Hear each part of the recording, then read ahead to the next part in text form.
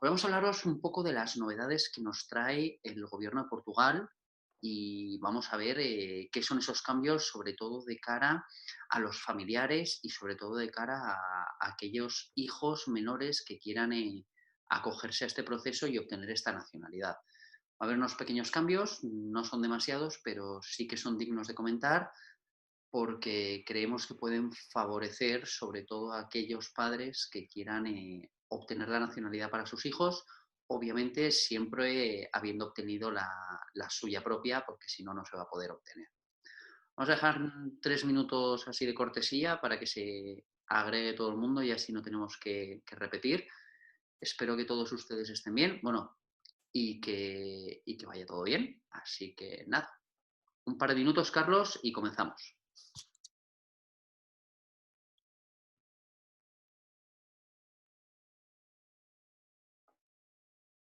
Buenas tardes a todos los que presentes y a los que sean, espero que se incorpore otro grupo de personas.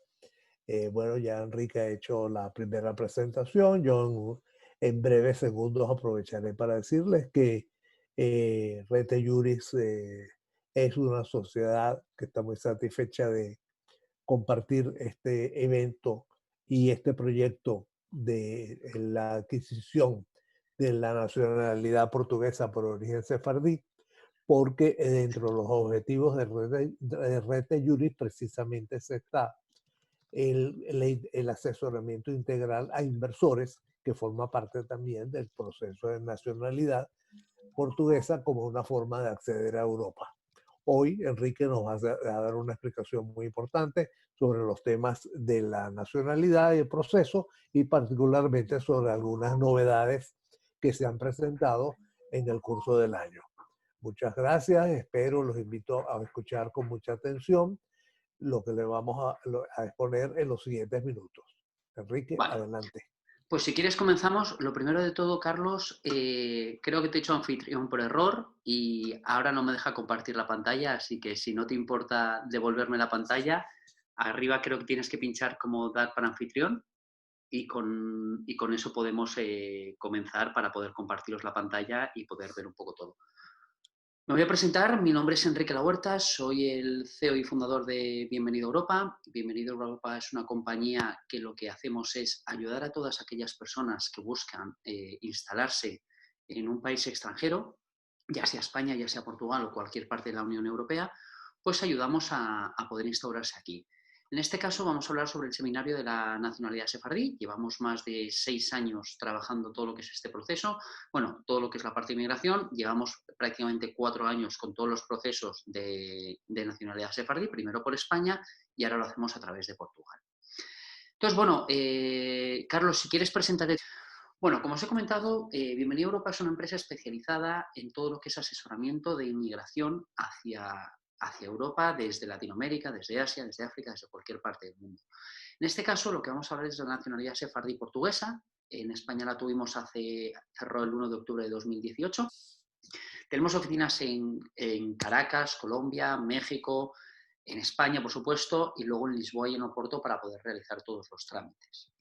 Vamos a conocer un poco de lo que es la ley histórica y por qué esta ventaja de poder obtener la nacionalidad portuguesa. Lo primero de todo, hay que decir el por qué pasa esto. En el año 2015, Portugal aprueba la ley que es 30-A/2015, el 27 de febrero, que lo que hace es ofrecer a todos los judíos sefardíes y sus descendientes la posibilidad de obtener la nacionalidad portuguesa, con el fin de reparar el daño histórico de su persecución y expulsión bajo la Inquisición. ¿Qué es lo que pasó? Los reyes católicos en el año 1492 expulsaron a todos los judíos de España y en el 1495 el rey Fernando I lo que hizo fue expulsarlos después del decreto de la Alhambra, los expulsó de Portugal. ¿Vale? Entonces, ¿qué es lo que pasó en ese impasse desde el 1492, cuando los reyes católicos expulsaron a los judíos de España? Muchísimos de ellos emigraron hacia Portugal. Entonces, ¿qué conllevó todo eso? Pues que todos los orígenes, muchos de ellos de los apellidos, vengan de España y luego se puedan incorporar hacia Portugal. Hablamos de que en 1496 el rey Manuel I de Portugal expulsó un poco de la historia, de las disposiciones de la ley, de qué es lo que había pasado y por qué fueron expulsados todos los judíos tanto de España como de Portugal. Ahora estamos en la parte de Portugal y bueno, el rey Manuel I de Portugal expulsó a todos los judíos de Portugal. Muchísimos de ellos emigraron hacia Latinoamérica. Todos los descendientes o todos los ascendientes de esos judíos que emigraron fueron la mayoría hacia Latinoamérica. Y es por ello que muchísimos latinoamericanos, gente de Colombia, Venezuela, México, Ecuador, estén optando a esta nacionalidad. ¿Por qué? Porque es básicamente bastante sencillo el poder aplicar a ello. Vamos a conocer un poco cómo es el proceso. Bueno, lo primero de todo, lo que tenemos que hacer a través de Bienvenido a Europa hemos conseguido llegar a un acuerdo con todos nuestros genealogistas. A día de hoy tenemos más de 27 genealogistas en nómina, los cuales son los que nos ayudan a obtener los árboles genealógicos para poder aplicar este proceso. ¿Qué es un árbol genealógico? Un árbol genealógico es un árbol familiar en el cual cada cliente va a tener que rellenar concienciadamente todo lo que son los nombres, apellidos, fechas de nacimiento, fechas de defunción, orígenes y lugares de todos sus antepasados. ¿Por qué? Porque con eso es con lo que el genealogista va a validar si somos aptos o no somos aptos para poder aplicar a este proceso. Básicamente, con eso podemos determinar si una persona puede ser apta para pasar a la siguiente fase o no puede ser apta. Tiene que ser un árbol bastante completo. Nosotros adjuntamos un árbol modelo en el cual todos nuestros clientes lo van rellenando. Es una tabla de Excel y se rellenan los apellidos. La siguiente fase, una vez pasada el primer filtro, que es validar si nuestros genealogistas consideran que son aptos o no son aptos para aplicar a este proceso, es realizar el árbol genealógico.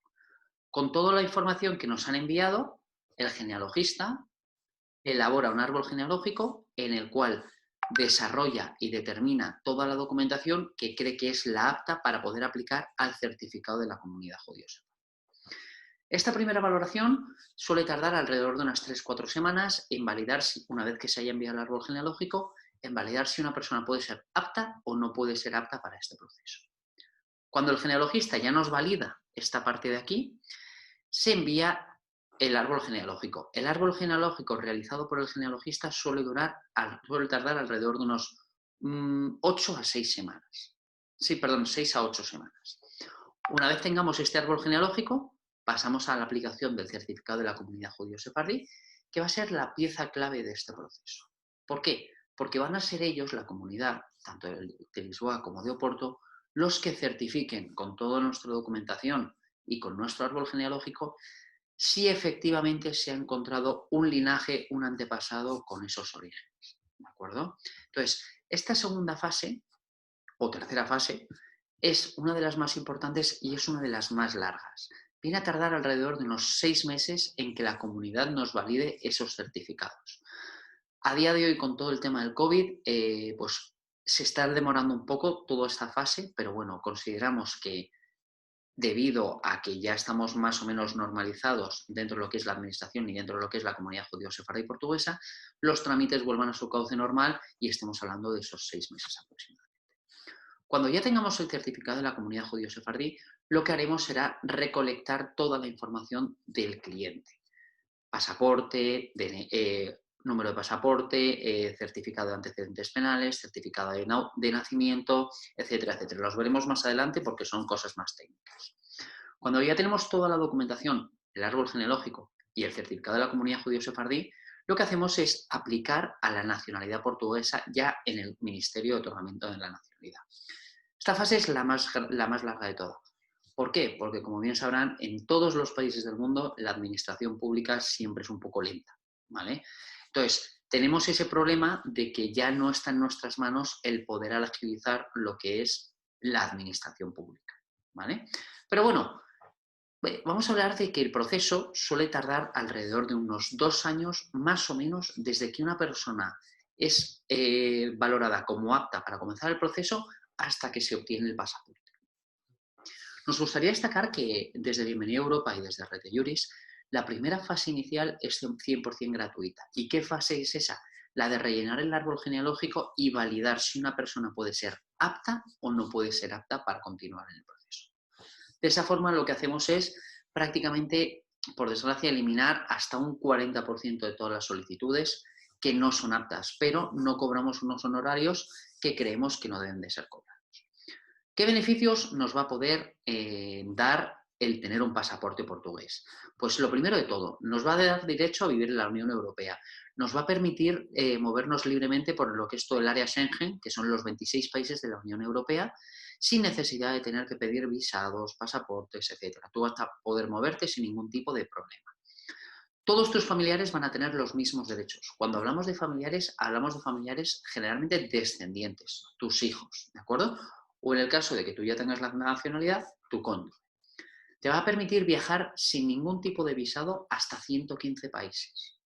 Lo que va a evitar pues, que tengas que pedir pasaporte, que tengas que pedir visa, como pueda ser a Estados Unidos o a países que realmente lo ponen bastante más complicado. Con el pasaporte portugués te va a dar acceso prácticamente a casi todos los países. Ya si entramos en más detalle y nos queremos ir a vivir a Portugal, tributar en Portugal o trabajar en Portugal, te va a dar acceso a la pensión portuguesa y a la seguridad social. En caso de que tú tributes en Portugal, cosa que si tú sigues viviendo en tu país de origen, pero no te vas a Portugal a tributar, a vivir, no vas a tener que tributar en ese país, ¿de acuerdo? Pues vas a poder tener derecho a una seguridad social y a una pensión portuguesa.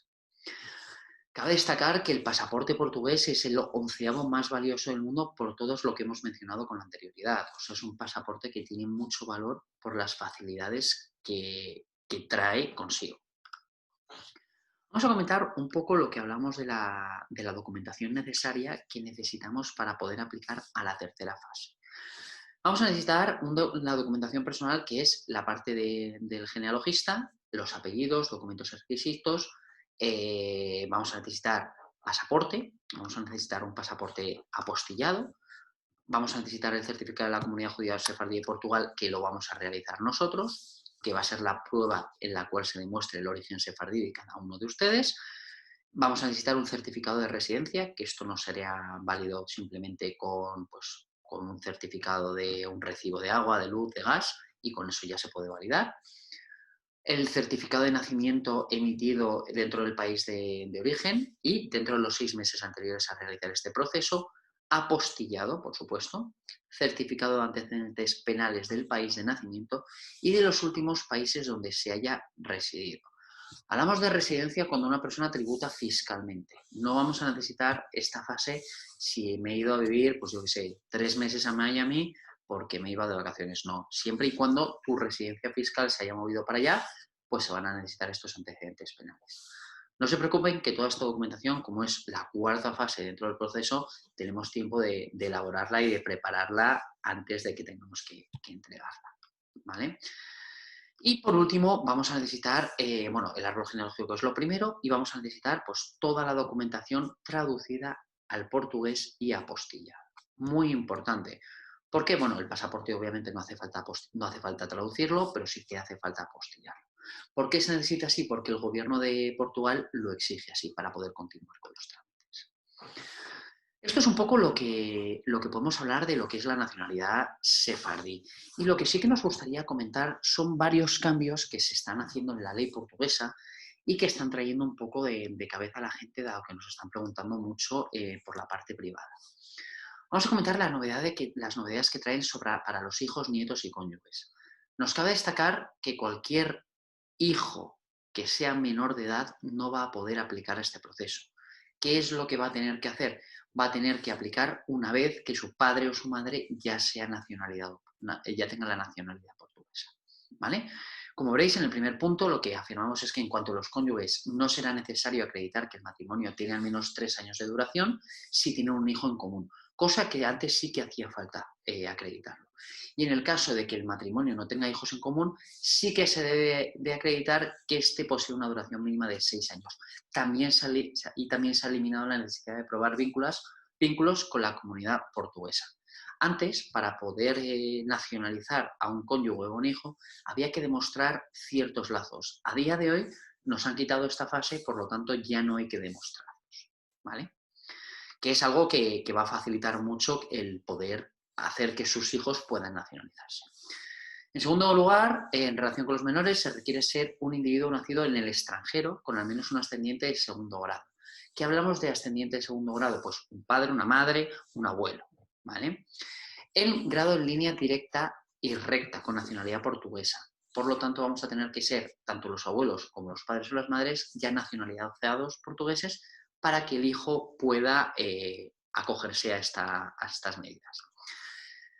Es cierto que estas medidas todavía no están activas, sí que han sido aprobadas por el gobierno portugués y es cuestión de tiempo que ya se lance el decreto de ley y se puedan tramitar todas estas medidas. Todavía no está hecho, pero bueno, prácticamente creemos que a inicios del año que viene todo este Real Decreto se va a efectuar con la Ley 30 de 2015, se va a hacer un anexo y va a permitir estas medidas que estamos hablando ahora mismo.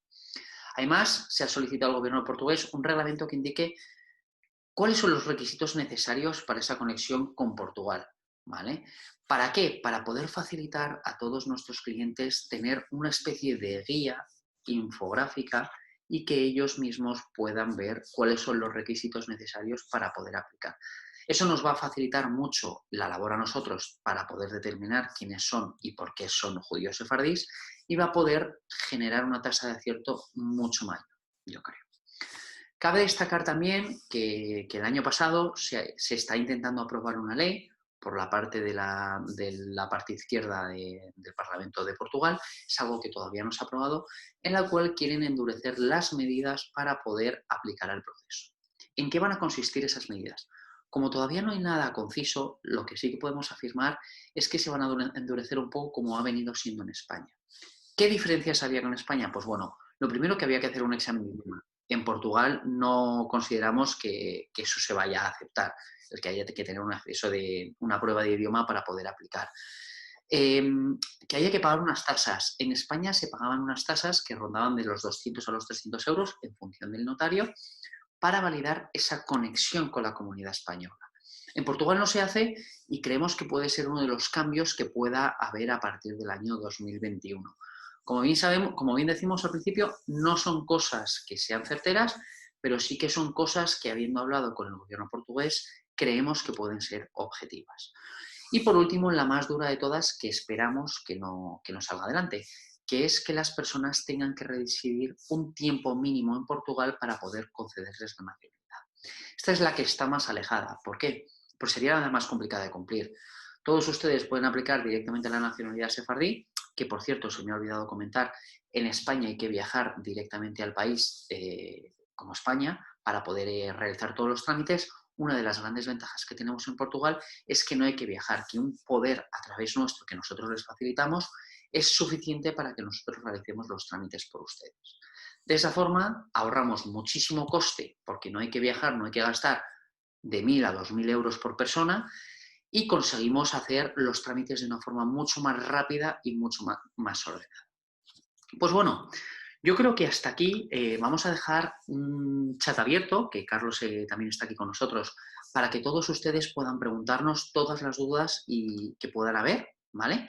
Vamos a contestar unas preguntas frecuentes que nos suelen hacer nuestros clientes. Los que ya hayan estado con nosotros, pues más o menos saben de qué van. ¿Hace falta que vaya a Portugal para realizar los trámites? No, como hemos mencionado antes, en Portugal no hace falta. ¿Hay que residir en Portugal? Tampoco hay que residir. ¿Y hay que hablar portugués? Tampoco hay examen de idioma. Por lo tanto, es mucho más fácil que la parte de la nacionalidad española.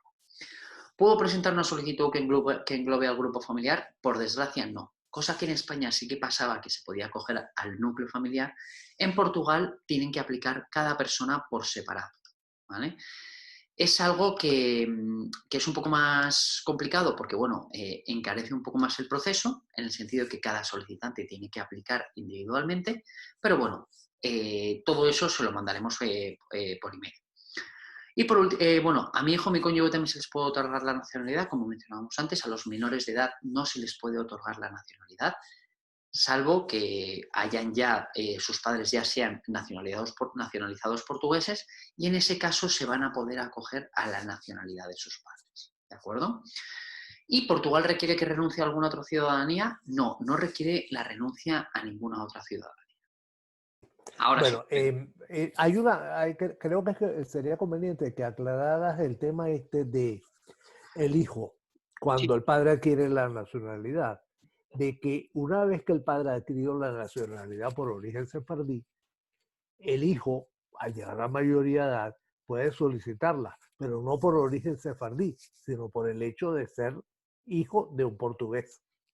Justo, lo que acabas de mencionar es certero, o sea, es un poco lo que veníamos explicando antes, es cierto que igual no lo he explicado con todo detalle. Cuando un hijo cumple la mayoría de edad, él mismo puede solicitar la nacionalidad portuguesa si sus padres ya la han obtenido. Entonces, es un proceso muy rápido y muy sencillo.